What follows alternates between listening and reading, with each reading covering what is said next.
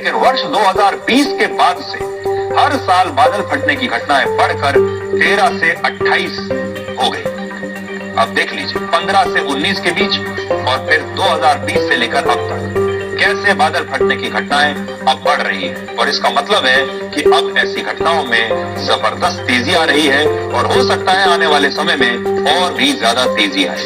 उत्तराखंड में अब multi cloud burst का ट्रेंड बढ़ रहा है, यानी एक ही स्थान पर एक साथ कई बादल फटने की घटनाएं और कई घटनाएं एक साथ हो रही हैं, जिससे भारी नुकसान होता है।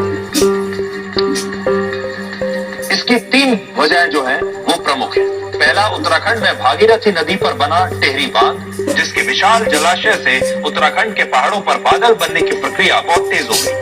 मॉनसून के सीजन में नमी की मात्रा और भी ज्यादा हो जाती है, जिससे बादल फटने की घटनाएं तेजी से बढ़ती है। दूसरा, पहाड़ों पर मॉनसून सीजन में रेनी डे की संख्या कम हो गई है, रेनी डेज की संख्या।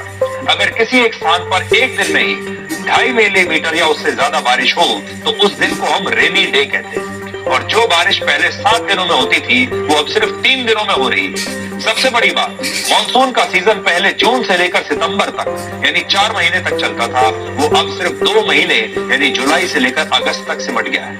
और तीसरा, उत्तराखंड के 70% इलाकों में जंगल होने के बावजूद वहां के मैदानी इलाकों में पेड़ों की कमी हो गई है, जिससे बादलों को मैदानों में बरसने के लिए अनुकूल वातावरण नहीं मिल पाता और ये बादल पहाड़ पर ऊंचाई वाले इलाकों में ही जाकर फटते। पहले पहाड़ों पर ऊंचाई वाले इलाकों में बर्फ गिरती थी, ग्लेशियर्स बनते थे और बारिश बहुत कम होती थी।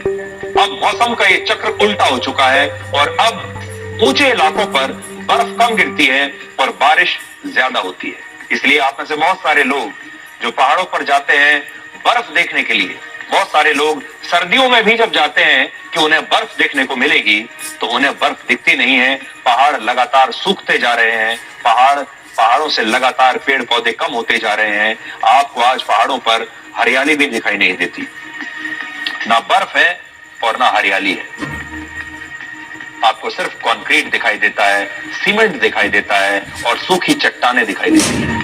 अब सवाल है कि पहाड़ों पर लगातार आ रही प्राकृतिक आपदा को हम रोकें कैसे और कैसे हम अपने पहाड़ों को बचाएं। तो इसका जवाब है कि हम सबसे पहले पहाड़ों के लिए हमें एक मास्टर प्लान बनाकर अवैध निर्माण को रोकना होगा।